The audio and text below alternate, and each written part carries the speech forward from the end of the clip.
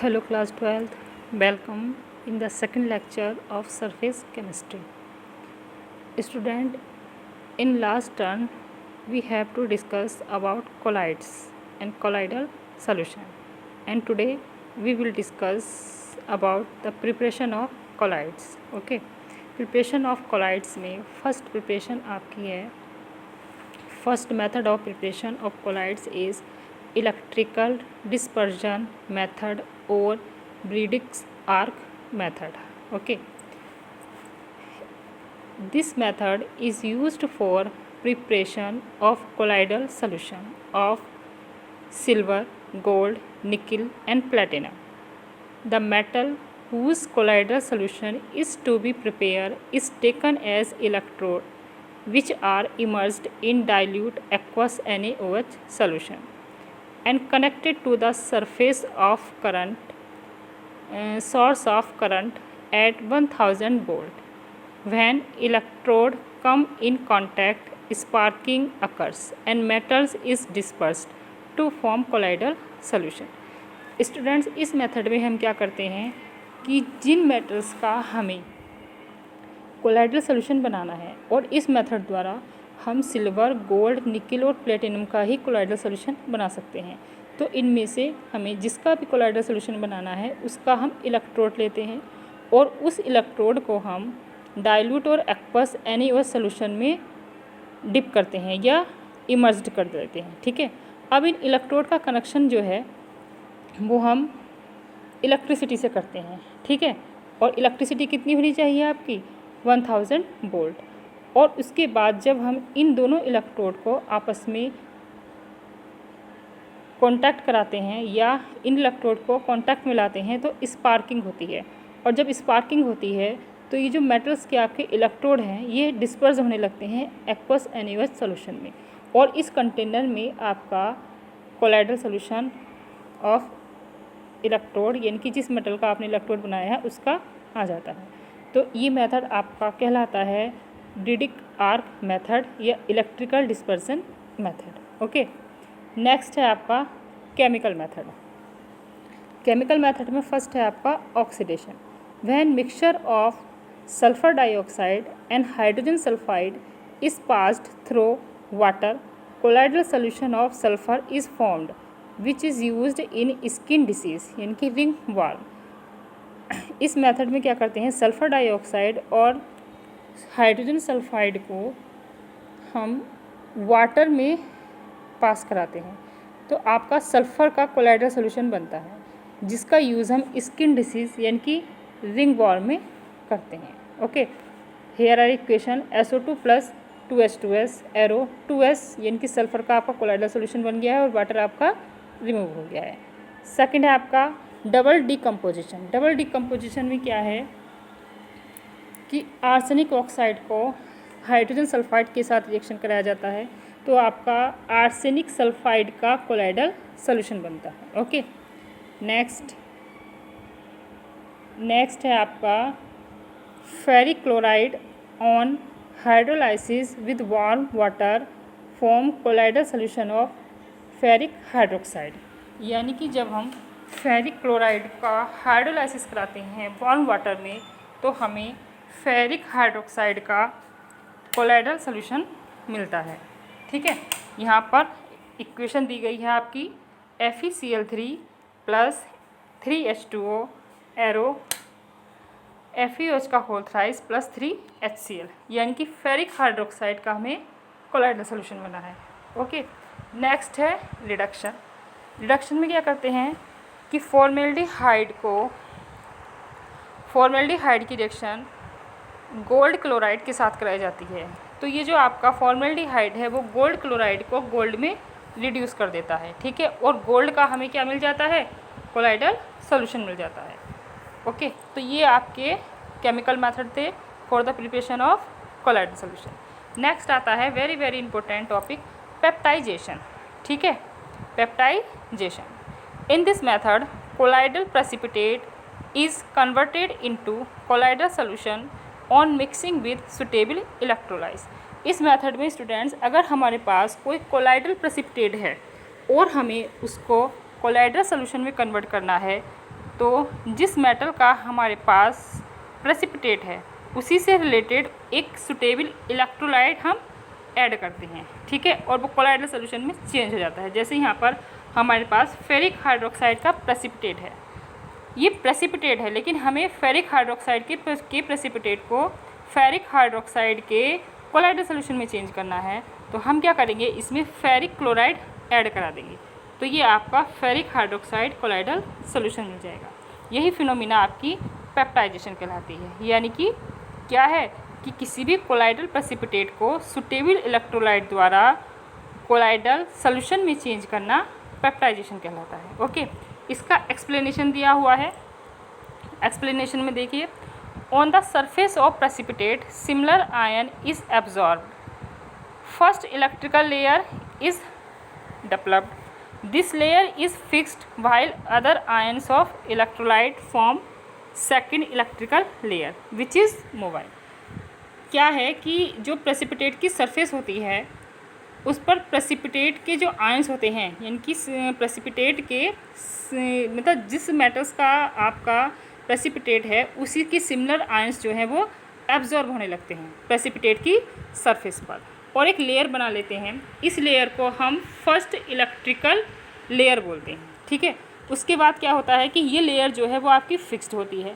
अब इसी लेयर के ऊपर क्या होता है कि दूसरी एक लेयर बन जाती है, ठीक है, यानी कि when ions of electrolyte form second layer, ठीक है, जो दूसरे आयंस होते हैं इलेक्ट्रिकल लेयर बना लेते हैं। वो लेयर जो है वो आपकी वो मोबाइल होती है, वो फिक्स्ड नहीं होती है।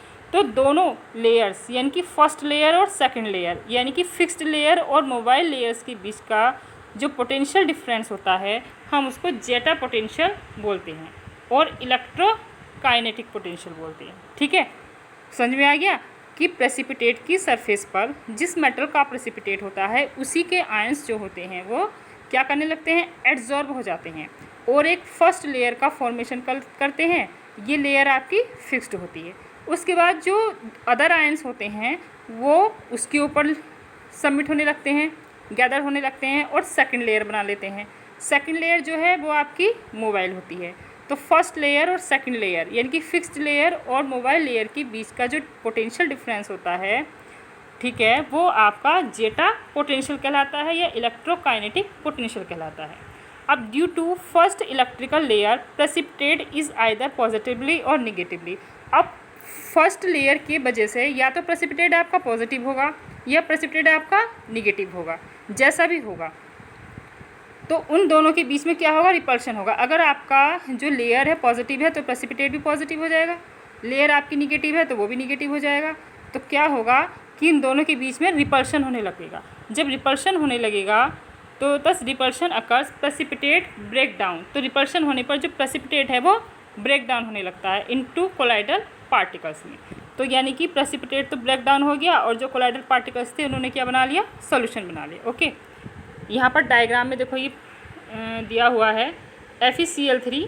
ये क्या है, FeCl3 एक आपका इलेक्ट्रोलाइट है, यानी कि जो ये है वो आपके प्रेसिपिटेट की सरफेस पर है, ठीक है। अब प्रेसिपिटेट भी आपका किसका है, फेरिक हाइड्रोक्साइड का है।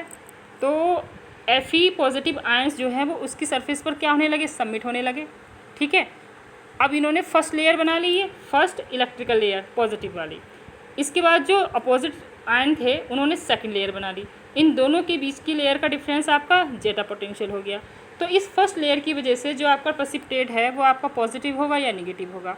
अगर लेयर आपकी पॉजिटिव है तो प्रेसिपिटेट आपका पॉजिटिव होगा, ठीक है। तो पॉजिटिव के बीच में जब रिपल्शन हुआ तो जो आपका कोलाइडल प्रेसिपिटेट था वो आपका ब्रेक डाउन होने लगा और उन्होंने सोल्यूशन बना लिया। ओके, इसके ऊपर क्वेश्चन है, ये दोनों ही क्वेश्चन इंपॉर्टेंट है, पूछ लिया जाता है इसके related. Precipitate of arsenic sulphide, precipitate of arsenic sulphide plus H2S।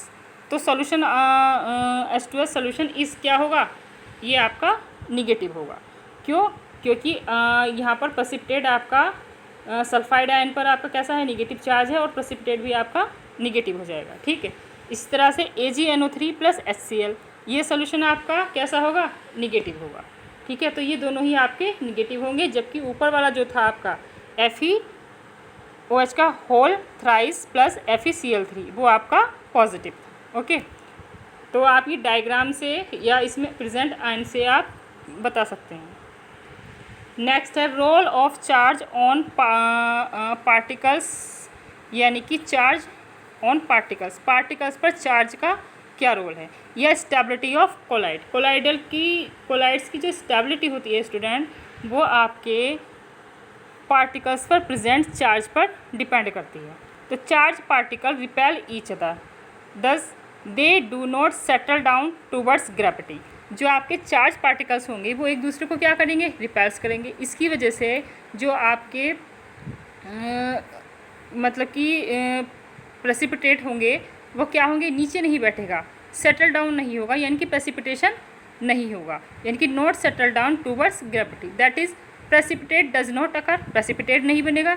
अगर यहाँ ये था कि अगर आपका चार्ज पार्टिकल्स पर चार्ज ना होता तो वो क्या होते, वो आपस में प्रेसिपिटेट हो जाते और नीचे बैठ जाते। लेकिन जब पार्टिकल्स पर चार्ज था तो वो क्या करा, उन्होंने एक दूसरे को रिपेल करा। जब रिपेल करा तो वो प्रेसिपिटेट नहीं बना पाए और ना ही वो नीचे बैठे। तो that is precipitate does not occurs, thus the presence of charge on colloidal particles is responsible for stability of colloids. Okay, तो चार्ज पार्टिकल्स जो हैं वो कोलाइड्स की स्टेबिलिटी के लिए रिस्पॉन्सिबल होते हैं। एक यहाँ पर नोट पॉइंट दिया गया है, colloidal particles in colloidal solution have same types of charge, यानी कि कोलाइडल सोल्यूशन में प्रेजेंट कोलाइडल पार्टिकल्स पर सेम चार्ज होता है सभी पार्टिकल्स पर। अगर पॉजिटिव है तो सभी पर पॉजिटिव होगा, निगेटिव है तो सभी पर निगेटिव होगा। इसी वजह से वो एक दूसरे को रिपेल करते हैं। ओके, नेक्स्ट है आपका कोएगुलेशन और flocculation. When a suitable electrolyte is added to neutralise the charge of colloidal particles, यानी कि ये जो फिनोमिना है वो आपका पेप्टाइजेशन के बिल्कुल अपोजिट है। ठीक है, उसमें तो क्या कर रहे थे हम, कोलाइडल सोल्यूशन बना रहे थे, प्रेसिपिटेशन को रोक कर एक ऐसा इलेक्ट्रोलाइट मिला रहे थे जिससे प्रेसिपिटेट ना हो। लेकिन इसमें क्या कर रहे हैं कि हम इसमें जो चार्ज पार्टिकल्स हैं उनको न्यूट्रलाइज करेंगे। ठीक है, when a suitable electrolyte is added to neutralise the charge of colloidal particle so that they settle down to form precipitate. This process is called coagulation. This is the reverse phenomena of peptidization. वहाँ पर हम क्या कर रहे थे peptization में कि precipitate बनने से रोक रहे थे, एक ऐसा इलेक्ट्रोलाइट मिला रहे थे जिससे कि प्रेसिपिटेट ना बने। लेकिन यहाँ पर हम क्या कर रहे हैं, यहाँ पर पार्टिकल्स पर प्रेजेंट चार्ज को न्यूट्रलाइज करके उसको प्रेसिपिटेट में कन्वर्ट किया जा रहा है। ओके, तो coagulation is the reverse of peptization और इसको फॉकुलेशन भी बोलते हैं। नेक्स्ट है आपका मेथड ऑफ कोगुलेशन। कोगुलेशन के कौन कौन से मेथड हैं? फर्स्ट है आपका by mixing of colloidal solution of opposite charge, यानी कि कोलाइडल सोल्यूशन में हम अपोजिट चार्ज को मिलाकर या मिक्स कर कर कोगुलेशन कर सकते हैं। जैसे अगर आपका सॉल्यूशन पॉजिटिव है तो उसमें आप कोई भी निगेटिव सॉल्यूशन मिला दीजिए तो आपका कोगुलेशन हो जाता है। ठीक, एग्जाम्पल देखिए, when red and blue ink are mixed coagulation take place due to the coagulation of the charge, positive charge on blue ink and negative on red ink. Blue ink पर आपका कैसा होता है, पॉजिटिव चार्ज होता है और red पर आपका निगेटिव होता है। तो जब रेड और ब्लू दोनों को मिला दिया जाता है तो कोगुलेशन हो जाता है। When opposite charge cloud come in contact rainfall occurs due to coagulation. जब क्लाउड्स में प्रेजेंट अपोजिट चार्ज एक दूसरे के पास आते हैं तो वो क्या हो जाते हैं, न्यूट्रलाइज हो जाते हैं और क्या होता है, कोगुलेशन हो जाता है, जिससे रेनफॉल होती है। ठीक है, नेक्स्ट बाय एडिंग इलेक्ट्रोलाइट मिलाकर। Example, blood is positive solution when alum is applied to the cut on the skin, negative charge colloidal particles of haemoglobins, negative charge particles नहीं पॉजिटिव है sorry, blood is a positive solution. When alum is applied to the cut on the skin, the positive charge colloidal particles of a hemoglobin are neutralized by anions of alum. Thus blood clotting occurs. आपने देखा है student कि आपके सभी के घरों में क्या होता है कि जो लोग शेविंग करते हैं वो जब यहाँ पर कहीं कट लग जाता है, ब्लड निकलने लगता है, तो वो फिटकरी का यूज़ करते हैं। और फिटकरी क्या है? एलम ही तो है। तो फिटकरी में प्रेजेंट अब हीमोग्लोबिन यानी कि ब्लड में क्या है कि पॉजिटिव चार्ज प्रेजेंट है। ठीक है, जब कट लग जाता है तो हम उस पर फिटकरी को अप्लाई करते हैं एलम को। एलम में क्या प्रेजेंट है? निगेटिव चार्ज है। तो ब्लड का पॉजिटिव चार्ज जो है वो एलम की निगेटिव चार्ज से क्या हो जाता है? न्यूट्रलाइज हो जाता है और कोगुलेशन की प्रोसेस हो जाती है, यानी कि ब्लड का क्लोटिंग हो जाती है, जिससे वो जम जाता है और बहने से रुक जाता है। ओके, नेक्स्ट है river water carriers negatively charge particles of clay and sand. यानी कि रिवर वाटर में जो प्रेजेंट क्ले और सैंड होते हैं वो सब निगेटिव चार्ज होते हैं। ठीक है, जब वे सी वाटर में मिलते हैं, यानी कि रिवर वाटर जब सी वाटर में मिलता है और सी वाटर में कैसे हैं? पॉजिटिव चार्ज हैं सारे के सारे, तो वो क्या हो जाते हैं? न्यूट्रलाइज हो जाते हैं। यानी कि निगेटिव वाले पॉजिटिव वाले से क्या हो जाते हैं? न्यूट्रलाइज हो जाते हैं। तो neutral colloidal particles of clay and salt are deposit to form a delta. अब जब न्यूट्रल कोलाइडल पार्टिकल्स मिल गए तो वो एक जगह क्या हो जाते हैं? जमा हो जाते हैं। तो वो जमा होकर एक डेल्टा बना लेते हैं। ठीक है, नेक्स्ट है व्हेन सिट्रिक एसिड और aqua solution of alum is added to milk coagulation occur. जब मिल्क में सिट्रिक एसिड और एलम को ऐड किया जाता है तब भी कोगुलेशन होता है। नेक्स्ट है when aqueous silver bromide is sprayed over clouds rainfall, यानी कि artificially started due to the neutralisation of charge of colloidal particles of cloud by AG positive and B R negative. जब silver bromide का spray किया जाता है clouds में, तो clouds में प्रेजेंट चार्ज जो हैं वो सिल्वर ब्रोमाइड में present silver ions positive ions और ब्रोमाइड पॉजिटिव आयंस के साथ न्यूट्रलाइज हो जाते हैं, जिससे कोगुलेशन होता है और आर्टिफिशियली रेनफॉल होती है। स्टूडेंट, ये जितने भी आपके एग्जाम्पल थे यहाँ पर, ठीक है, कोगुलेशन के, इनके ऊपर शॉर्ट क्वेश्चन आते हैं इसी तरीके से। ठीक है, वो अभी आपके प्रैक्टिस वर्क में है, तो आप इनके आंसर यहाँ से दे सकते हैं। ठीक है, these are very important. Next topic आता है आपका हार्डी-सुल्जे रूल। ठीक है, Hardy Schulze rules. According to it, greater is the charge of anions more effective, greater is the charge of anion more effective will be the coagulation of a positively charged colloidal solution. ठीक है, तो according to it greater is the charge of an ion। ये n ion है, यानी कि किसी भी ion के ऊपर जितना आपका ज़्यादा चार्ज प्रेजेंट होगा, जितना ज़्यादा चार्ज प्रेजेंट होगा किसी भी आयन्स के ऊपर, उसकी कोगुलेशन की पावर उतनी ही ज़्यादा होगी। ठीक है, जैसे यहाँ पर कुछ एग्जाम्पल दिए गए हैं, देखो Cl negative, SO4 negative 2, PO4 negative 3 and K4 FeCN का होल 6 निगेटिव 4। तो यहाँ पर K4 FeCN का होल 6 निगेटिव 4 पर सबसे ज़्यादा, यानी कि इस पर निगेटिव 4 चार्ज प्रेजेंट है, तो इसकी कोगुलेशन की पावर सबसे ज़्यादा है। इसी तरह से हम पॉजिटिव वाले में देखते हैं Na पॉजिटिव, Mg पॉजिटिव 2 और Al पॉजिटिव 3। तो यहाँ पर Al के ऊपर सबसे ज़्यादा चार्ज है, तो यहाँ पर क्या है कि इनमें से जिनके ऊपर सबसे ज़्यादा चार्ज प्रेजेंट है उसकी कोगुलेशन की पावर सबसे ज़्यादा होगी। ठीक है, तो यहाँ पर एक नोट पॉइंट पे दिया हुआ भी है, coagulation power of an electrolyte directly proportional to the valency of ions. और वैलेंसी ऑफ क्या? जितना इसके ऊपर चार्ज है। ओके, तो ये आपका हार्डी-सुल्जे रूल है। अब हार्डी-सुल्जे रूल में कुछ मॉडिफिकेशन किया गया। ठीक है, क्या इस मॉडिफिकेशन की ज़रूरत हुई? देखो, एक क्वेश्चन है, इसी के ऊपर एक क्वेश्चन आता है, What modification can you suggest in Hardy Schulze rule? यानी कि हार्डी-सुल्जे रूल में आपने क्या मॉडिफिकेशन करने की ज़रूरत है या आपने क्या मॉडिफाई करने को सजेस्ट किया? तो इसमें यह है कि केवल चार्ज ही नहीं, केवल ज़्यादा चार्ज ही कोगुलेशन में इफ़ेक्टिव नहीं होता है, कंसंट्रेशन भी इसमें वैल्यू रखती है। यानी कि जितनी आपकी कंसंट्रेशन ज़्यादा होगी कोगुलेशन पावर उतनी ही ज़्यादा होगी। तो यहाँ पर है not only charge on ion but also is concentration determine whether the ions is effective और नॉट फॉर कोगुलेशन। ठीक है, कि केवल चार्ज ही नहीं, आयंस पर प्रेजेंट चार्ज ही नहीं, कंसंट्रेशन भी जो है वो कंसंट्रेशन भी क्या करती है कि कोगुलेशन को इफेक्टिव करने में डिटरमाइन की जाती है। जैसे 1 m Na पॉजिटिव आयन का सॉल्यूशन है, 2 m Na पॉजिटिव का है और 3 m Na पॉजिटिव का है।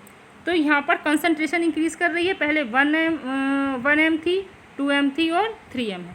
तो चार्ज के साथ साथ देखो कंसंट्रेशन भी अगर ज़्यादा होती है तो वो भी कोगुलेशन पावर को इंक्रीज़ करती है। ओके, नेक्स्ट है, इसमें एक नोट पॉइंट और दिया हुआ है, number of millimoles of an ions in per litres require number of millimoles of an ion present in per liters required to coagulate a positively charged colloidal solution called coagulation value और flocculation value। यानी कि पर litre में present millimoles of ion, ions के millimoles जो आपके पर litre में प्रेजेंट हैं और वो क्या करते हैं, कोलाइडल सॉल्यूशन में प्रेजेंट अपोजिटली चार्ज को कोगुलेट करते हैं। लेकिन उसमें क्या होना चाहिए कि पर लीटर में आपके मिलीमोल्स ऑफ आयंस होने चाहिए, वो आपकी कोगुलेशन वैल्यू या फॉकुलेशन वैल्यू कहलाती है। ओके, तो ये भी आपकी इम्पोर्टेंट है, आप इसको भी याद रखेंगे कि व्हाट इज़ CV या फॉकुलेशन वैल्यू या कोगुलेशन वैल्यू। तो आप इसमें इतना ही लिखेंगे कि पर लीटर में प्रेजेंट मिलीमोल्स ऑफ आयंस को, आयंस जो हैं वो कोलाइडल सॉल्यूशन में प्रेजेंट अपोजिटरी चार्ज को कोगुलेट करते हैं। ठीक है, नेक्स्ट है आपका properties of colloidal solution. Properties of colloidal solution, अब यहाँ पर प्रॉपर्टीज़ ऑफ कोलाइडल सॉल्यूशन को 3 पार्ट्स में डिवाइड किया गया है। फर्स्ट है आपका इलेक्ट्रिकल प्रॉपर्टीज़, इलेक्ट्रिकल प्रॉपर्टीज़ में इलेक्ट्रोफोरेसिस आ जाएगा। नेक्स्ट है ऑप्टिकल, ऑप्टिकल्स में आपका टिंडल इफेक्ट आ जाएगा। एंड नेक्स्ट है आपकी काइनेटिक्स, काइनेटिक्स में आपकी ब्राउनिंग मूवमेंट आ जाएगी। ओके, तो फर्स्ट है आपकी electrophoresis. When coagulation take place in electrical field colloidal particles moves toward a positively charged towards a positively charged particles. The momentum of particles is called electrophoresis.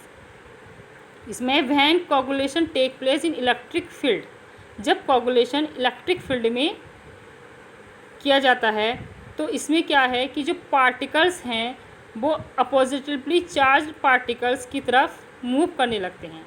ठीक है, the momentum of particles is called electrophoresis. या हम ये बोल दें कि जो आपके कोलाइडल पार्टिकल्स होते हैं मूव्स टूवर्ड्स अपोजिटिवली चार्ज्ड इलेक्ट्रोड, यहाँ पर पार्टिकल्स की जगह आप इलेक्ट्रोड्स कर लें, तो the momentum of particles is called electrophoresis. यहाँ पर एक नोट पॉइंट दिया गया है कि अगर अब ये जो अपोजिटिवली चार्ज हैं पार्टिकल्स हैं आपके, वो अपोजिटिवली साइंस की तरफ क्यों जा रहे हैं, न्यूट्रलाइज होने के लिए। तो अगर कोई पॉजिटिव आयन किसकी तरफ जाएगा, एनोड की तरफ, कैथोड की तरफ, और कैथोड पर आपका कैसा चार्ज है, निगेटिव है। तो अगर वो निगेटिव की तरफ जाकर न्यूट्रलाइज हो रहा है तो हम उसको कैटायनोफोरेसिस कहेंगे। ठीक है, यहाँ पर एक नोट पॉइंट दिया गया है, देखो, the charge of colloidal particles is neutralise on a positively charge electrode. ठीक है, when it take place cathode then electrophoresis is called cationophoresis. ठीक है, अगर इसमें इलेक्ट्रोफोरेसिस में यही तो था ना कि जो अपोजिटिवली चार्ज पार्टिकल्स हैं, जो चार्ज पार्टिकल्स हैं कोलाइडल सॉल्यूशन के, वो अपोजिटिवली चार्ज कैथोड की तरफ जाकर न्यूट्रलाइज हो रहे हैं। ठीक है, तो अगर ये फिनोमिना किसकी तरफ होती है, कैथोड की तरफ होती है, तो इलेक्ट्रोफोरेसिस को हम कहेंगे कैथोड की तरफ हो रही है तो कैटायनोफोरेसिस। और अगर ये एनोड की तरफ हो रही है तो हम इसको एनाइनोफोरेसिस बोलेंगे, ठीक है। तो यहाँ पर कैटाइनोफोरेसिस का एक डायग्राम है और एक ये एनाइनोफोरेसिस का डायग्राम है। एक इम्पोर्टेंट पॉइंट है इसमें, कॉटरेल प्रेसिपिटेट, कॉटरेल प्रेसिपिटेट यानी कि waste gases of industries contain negatively charge, ठीक है। यानी कि जो इंडस्ट्रीज़ की वेस्ट गैसेस होती हैं उनमें निगेटिव चार्ज प्रेजेंट होता है। अब क्या है कि कॉटरेल प्रोसेस को हमें पढ़ना है। When this gas pass through the chimney, यानी कि अगर ये इंडस्ट्री से निकली हुई वेस्ट गैसेस किसी चिमनी के थ्रू पास होती हैं, ठीक है, तो chimney, then charge particles are condense with oppositely charge electrode filled in chimney. तो जो गैस में प्रेजेंट ये चार्ज पार्टिकल्स हैं, जो निगेटिवली चार्ज पार्टिकल्स हैं, वो चिमनी में प्रेजेंट इलेक्ट्रोड यानी कि जिस पर पॉजिटिव चार्ज होगा उसकी तरफ क्या हो जाते हैं, अट्रैक्ट हो जाते हैं, ठीक है, अट्रैक्ट हो जाते हैं या उस पर कंडेंस हो जाते हैं।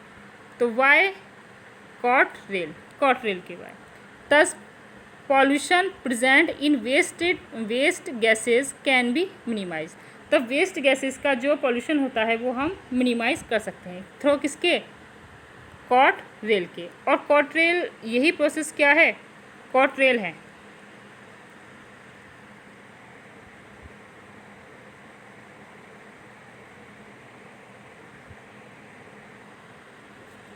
ओके, नेक्स्ट है property Tyndall effect. When a Tyndall effect में क्या है, when a convergent beam of light is passed through colloidal solution then bright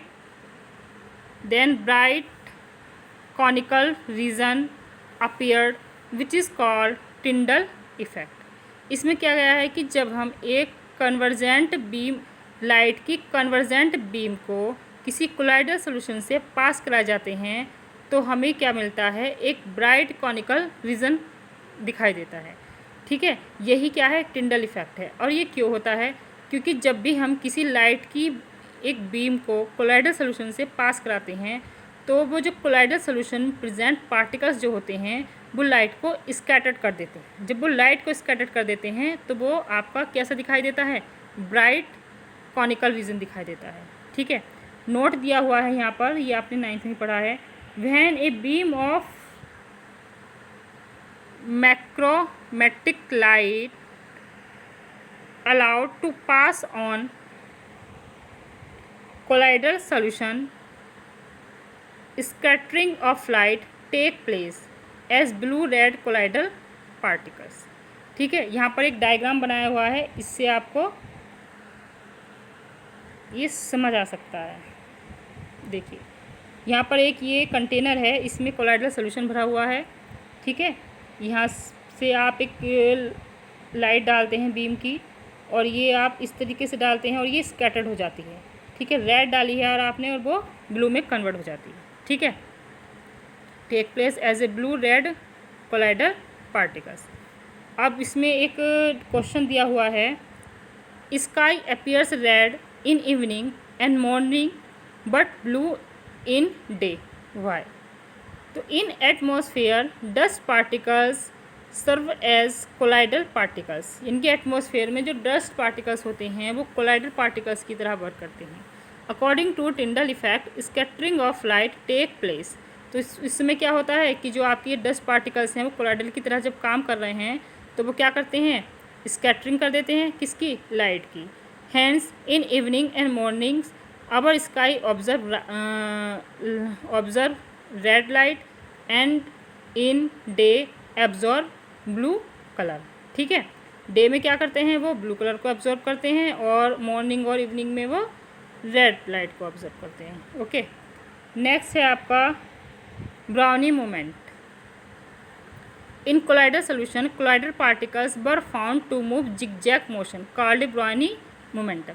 colloidal solution में अगर आप पार्टिकल्स का मोमेंटम देखेंगे तो वो आपका जिगजैग मैनर में होगा और ये जिगजैग मैनर ही क्या कहलाता है, ब्राउनी मोमेंट कहलाता है। It is due to the unbalanced collision between colloidal particles, और ये किसकी वजह से होता है, अनबैलेंस्ड कोलिजन की वजह से होता है। ठीक है, तो अनबैलेंस कोलिजन की वजह से बिटवीन कोलाइडल पार्टिकल्स के बीच में ही क्या है, ब्राउनी मोमेंटम होता है। नेक्स्ट है आपका प्यूरिफिकेशन ऑफ कोलाइड्स। कोलाइड्स का प्यूरिफिकेशन देखना है। फर्स्ट है आपका dialysis. In this method, colloidal solution is taken in a bag of parchment papers, which is immersed in running water. The non-colloidal impurities present in colloidal solution come out the membrane, and after some time we get colloidal solution. It is a very slow process. इस solution में हम क्या करते हैं, एक parchment membrane या animal membrane की एक थैली सी होती है, ठीक है, बैग सा होता है, उस बैग में हमने कोलाइडल सोल्यूशन फिल कर दिया। ठीक है, अब उस बैग को हम एक रनिंग वाटर में लटका देते हैं, जैसे यहाँ पर शो किया गया है, रनिंग वाटर में लटका दिया तो क्या होगा कि इस बैग में जितने भी आपके नॉन कोलाइडल पार्टिकल्स हैं या जितने भी आपकी इम्प्योरिटीज़ हैं वो इस पर्चमेंट मेम्ब्रेन से बाहर आ जाती हैं और कहाँ जाती हैं, वाटर में आ जाती हैं, और अंदर क्या रह जाता है, आपका कोलाइडल सोल्यूशन रह जाता है। ठीक है, तो इस तरीके से एक प्योर कोलाइडल सोल्यूशन हमें मिल जाता है। ये बहुत ही स्लो प्रोसेस होती है। ओके, नेक्स्ट है आपका इलेक्ट्रोडायलिसिस। इलेक्ट्रोडायलिसिस में क्या है कि अगर डायलिसिस की प्रोसेस कहाँ हो, इलेक्ट्रिक फील्ड के बीच में हो, तो in this the modification of simple dialysis is carried out in presence of electric field so that ionic impurities present in the colloidal solution comes out of parchment paper easily and purification of colloidal solution take place in a less time. ठीक है, तो इस ऊपर वाली ही process को हम कहाँ कर दें, इलेक्ट्रिक फील्ड में कर दें। इसमें दो हम इलेक्ट्रोड लगा दें और उनका जो कनेक्शन है वो कहाँ कर दें, उनका जो कनेक्शन है वो हमने इलेक्ट्रोड से कर दिया। ठीक है, तो जो हमने इनका कनेक्शन इलेक्ट्रोड से कर दिया तो क्या होगा कि कोलाइडल सोल्यूशन में प्रेजेंट जो आयनिक इम्प्योरिटीज़ हैं वो आयंस जो हो गए वो अपोजिट चार्ज इलेक्ट्रोड की तरफ मूव करने लगेंगे, यानी कि बाहर निकल जाएंगे उस पर्चमेंट बैग से, और हमें इस पूरे बैग में प्योर कोलाइडल सोल्यूशन मिल जाएगा। ओके, नेक्स्ट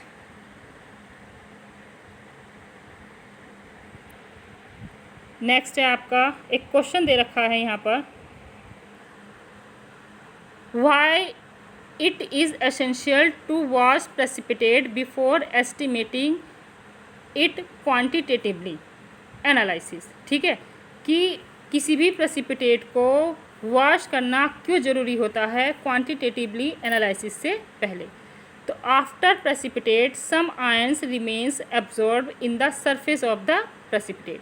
जब प्रेसिपिटेट बन जाता है तो क्या होता है कि सॉल्यूशन में प्रेजेंट कुछ आयंस जो होते हैं वो प्रेसिपिटेट की सरफेस पर एब्जॉर्ब हो जाते हैं। ठीक है, तो उसी प्रेसिपिटेट को वॉश करने से वो आयंस जो होते हैं वो आपके रिमूव हो जाते हैं, इसीलिए प्रेसिपिटेट को वॉश करना ज़रूरी होता है। ठीक है, अब आता है आपका नेक्स्ट एसोसिएटेड कोलाइड्स।